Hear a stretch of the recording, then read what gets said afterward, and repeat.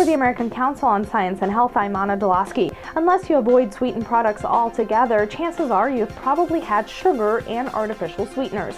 And the decades-long debate has been, which is worse for your health?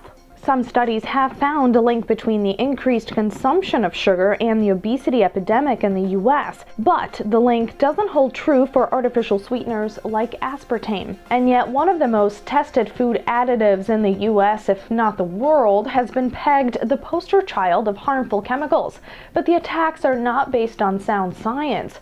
Everything we see, touch, consume, whether it's natural or synthetic, is a chemical, and not all of it is bad for us. In fact, this misguided notion that natural is always better couldn't be more false. Here's the breakdown. Aspartame is made up of and breaks down to three chemicals. Two are the amino acids phenylalanine and aspartic acid, and the third is methanol. The methanol component of aspartame gets a bad rep, and for no good reason. Let's look at the science. One packet of aspartame, or NutraSweet, contains about 20 milligrams of methanol. The estimated acute lethal dose of methanol in humans ranges between 30 and 120 milliliters.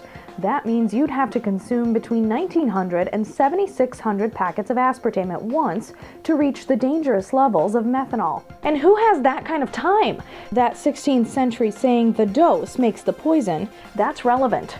So what really happens after aspartame is ingested? Well, once it's digested, aspartame converts into formaldehyde, which is toxic at very high doses. The activists love that one, but it doesn't pan out. The minute quantities of formaldehyde that are formed after consuming aspartame don't last long. In fact, within 10 minutes, formaldehyde is almost completely eliminated from the blood.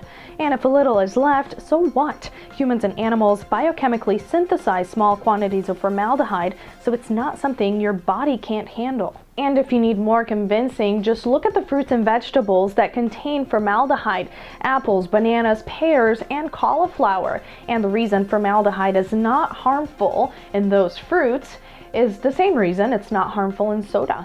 You'd think amino acids would be immune to health scares since they make up the proteins that are the basis of life.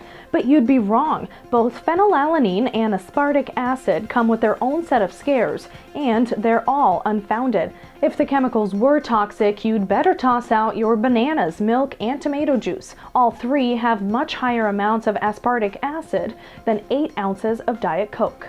So you're probably wondering why artificial sweetener isn't the culprit, but that real sugar may be. Here's the deal. It's important to point out that it's not the natural sugars and carbohydrates in fruits that are bad for you, but rather the amount of sugar you consume that could cause some health problems. This is why artificial sweeteners like aspartame are a safe, zero-calorie alternative. There is much more to this story. You can find out by liking us on Facebook or visiting our website, acsh.org. Don't forget, while you're there, you can also sign up for your daily dose of news delivered straight to your inbox. For the Council, I'm Anna Dulosky.